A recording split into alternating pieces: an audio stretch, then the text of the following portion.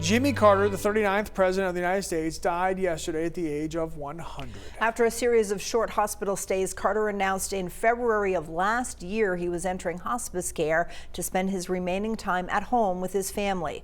Mark Barger has more on the former president's life.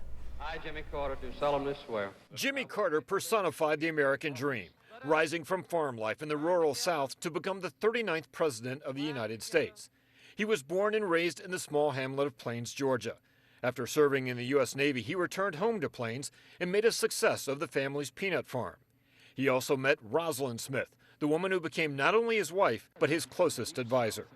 Carter began his political career as a Georgia state senator before winning the governorship. The time for racial discrimination is over. He ordered a portrait of Martin Luther King Jr. displayed in the Georgia Capitol. My name is Jimmy Carter, and I'm running for president. Carter's 1974 campaign for the White House began as the longest of long shots. In the wake of Watergate and Vietnam, his appeal as a straight-shooting Washington outsider grew, and he narrowly defeated Gerald Ford in 1976. The Carter presidency was highlighted by the Camp David Agreement, bringing a once unthinkable peace between Egypt and Israel. But economic recession and high interest rates crippled Carter's term in office, and the Iranian hostage crisis devastated it.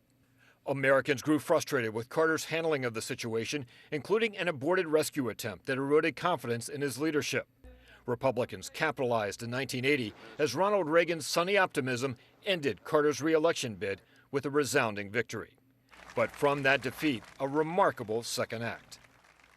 Private citizen Carter began a new career, helping build homes for the poor in America, making Habitat for Humanity an international name, even while focusing on global humanitarian causes. In 2002, Jimmy Carter won the coveted Nobel Peace Prize.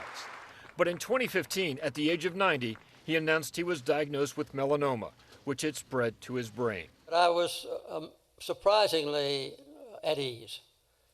You know, I've had a wonderful life. I've had thousands of friends. Carter underwent cancer treatment and recovered, remaining active well into his 90s, teaching Sunday school at his South Georgia church. Even after suffering a series of falls, Carter's resilience allowed him to continue building homes for Habitat. I'd say peace and human rights and treating everybody the same has been what I hope will be my legacy. By the end of his life, Jimmy Carter had won the deep respect and admiration of not only Americans, but people around the world. Mark Barger, NBC News. Now, as part of the funeral plans for former President Carter, his casket will travel to Atlanta from Plains, Georgia. From there, it will lie in repose at the Carter Center. After that, his body will be flown to Washington, D.C. to lie in state at the U.S. Capitol. His state funeral will be on January 9th, where President Biden is set to give the eulogy. Carter is set to be buried alongside his wife Rosalind back in Plains, Georgia, after holding a private service there. Now, the White House has lowered its flag to half-staff as a sign of mourning in remembrance of President Carter. American flags at all U.S. federal buildings will remain half-staff until January 28th. Officials with the U.S. Department of Veterans Affairs say that the flag flies at half-staff for 30 days following the death of a president or a former president. President Biden did release a statement expressing his condolences, saying America and the world lost an extraordinary leader, statesman, and humanitarian.